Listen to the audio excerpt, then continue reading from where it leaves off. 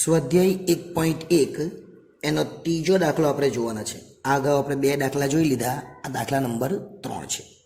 કોઈ એક શહેરના જથ્થાબંધ બજારમાંથી ઘઉં, ચોખા અને ખાંડના વાર્ષિક સરેરાશ ભાવ અંગેની માહિતી આપણને નીચે આપેલી છે. એટલે ઘઉં, ચોખા અને ખાંડ છે 2011માં કેટલો ભાવ હતો, 12માં કેટલો ભાવ હતો, એ બધાના ભાવ આપેલો છે. એના પરથી 2011ને આધાર વર્ષ તરીકે લેવાનું છે. 2011 થી 2015 સુધી આપેલું છે. 2011ને આધાર વર્ષ તરીકે લઈને અચલ આધારની રીતે સૂચકાંક શોધવાનો છે અને પરંપરિત આધારની રીતે સૂચકાંક શોધવાનો છે. એટલે બે રીતે આપણે સૂચકાંક શોધવાનો છે. એકવાર અચલ આધારની રીતે, અચલમાં કહ્યું છે 2011ને આધાર વર્ષ લેવાનું છે. એટલે આ દરેકના છેદમાં 2018 આવશે. એટલે 18.50ના છેદમાં 18, 18.90ના છેદમાં 18, 19ના છેદમાં 18 અને 19.50ના છેદમાં 18. એ જ રીતના 30 હોય તો 36ના છેદમાં 30, 38ના છેદમાં 30, 38ના છેદમાં 30 અને 39ના છેદમાં 30.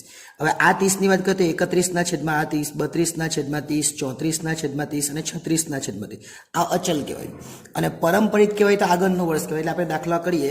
પહેલો દાખલો છે અચલ આધારની રીત. એટલે આપણે લખી દઈશું અચલ આધારની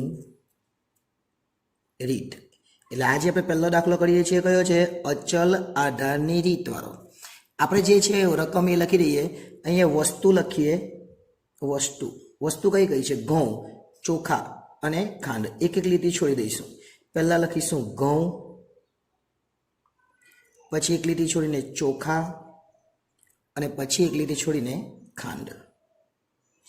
એમાં ત્રણે ત્રણ આપણે લખી દઈએ. ઘઉં, ચોખા અને ખાંડ.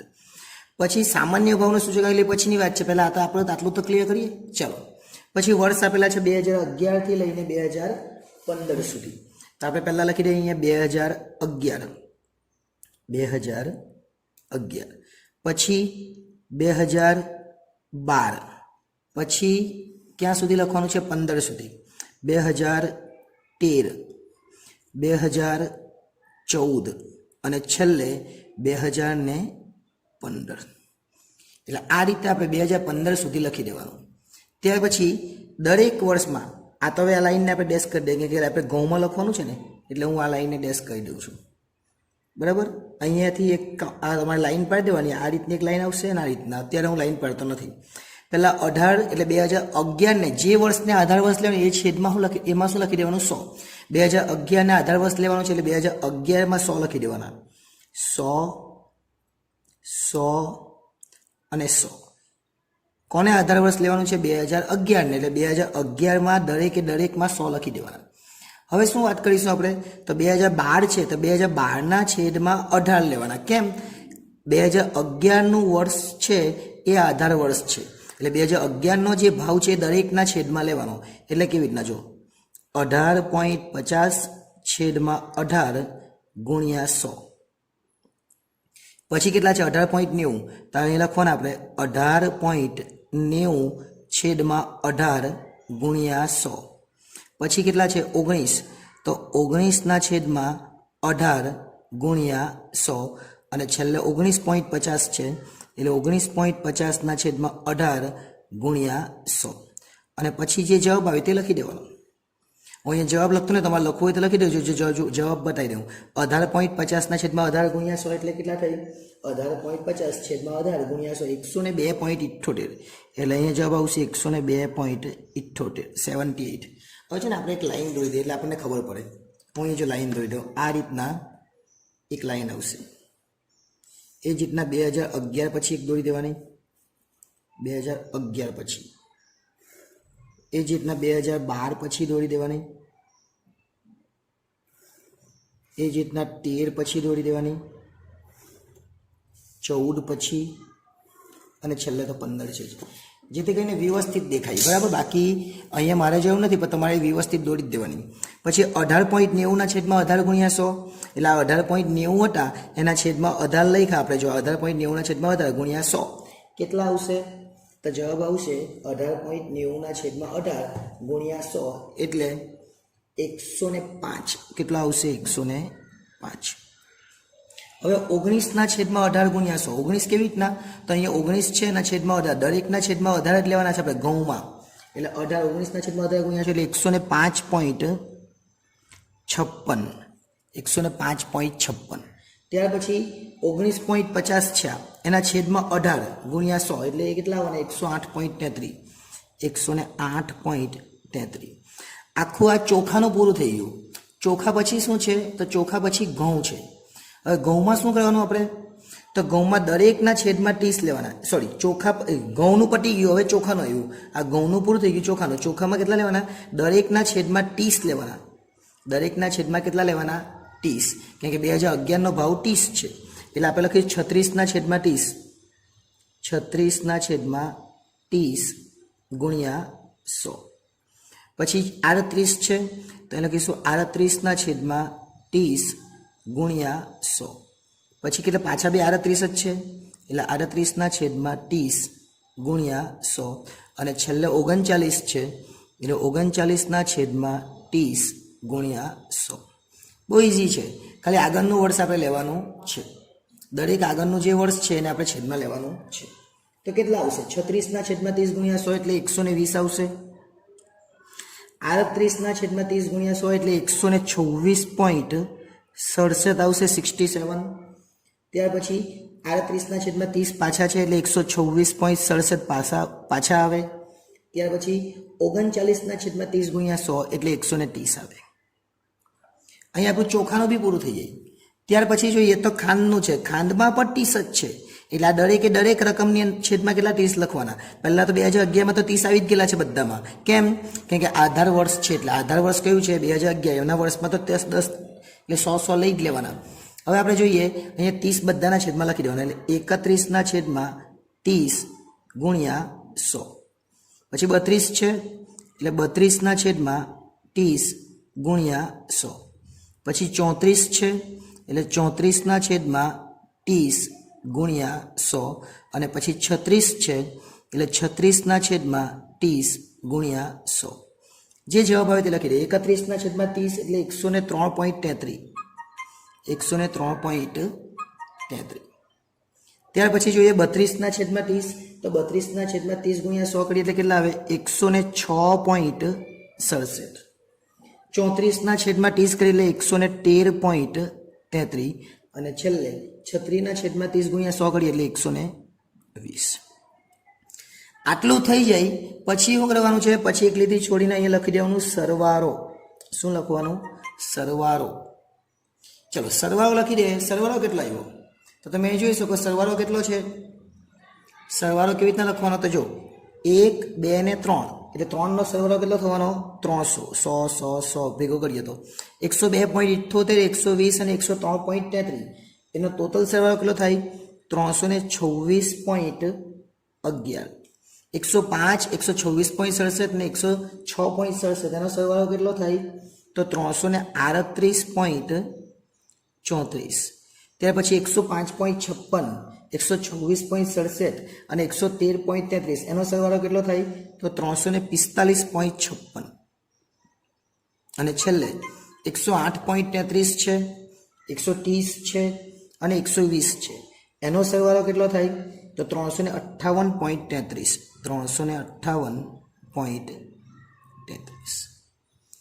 લાખો દાખલો અહીંયા થાય પણ આ તો ખાલી સરવાળો છે. હજુ આપણે સૂચકાંક શોધવાનો બાકી છે. આપણને શું કીધેલું છે સામાન્ય સૂચકાંક શોધવાનો એટલે વસ્તુના ભાવનો સામાન્ય સૂચકાંક. એટલે આપણે અહીંયા લખીશું સામાન્ય સૂચકાંક. સામાન્ય સૂચકાંક. સામાન્ય સૂચકાંક એટલે શું સરવાળો ભાગ્યા 3. એટલે આપણે લખી દઈશું અહીંયા સરવાળો ભાગ્યા 3. શું લખવાનું સરવાળો ભાગ્યા 3. અને આ જે સરવાળો આવેલો છે એના ભાગ્યા 3 કરી દેવાના. 300 ભાગ્યા 3 એટલે કેટલા આવે 100. એ પહેલાનો જવાબ 100 આવે. પછી 326.11 326.11 ભાગ્યા 3 એટલે એનો જવાબ આવે 108.70. પછી તો 338.34 છે 338.34 ભાગ્યા 3 કેમ કે 3 વર્ષ છે 1 2 ને 3 ઘઉં ચોખા અને ખાંડ એમ 3 વસ્તુ છે એટલે ચલો કેટલા આવવાના 338.34 ભાગ્યા 3 112.78. ત્યાર પછી 345 છે એટલે 345.56 ભાગ્યા 3 કરીએ આપણે એટલે કેટલો જવાબ આવે 115.19 115.19 અને છેલ્લો 358.30 ભાગ્યા 3 કરીએ તેનો જવાબ આવે 119.44 119.44 એટલે અહીંયા એક દાખલો આખો પૂરો થઈ ગયો કયો અચલ આધારની રીત આવી જ રીતના આપણે લખવાનો હોય પરંપરિત આધારની રીત કઈ પરંપરિત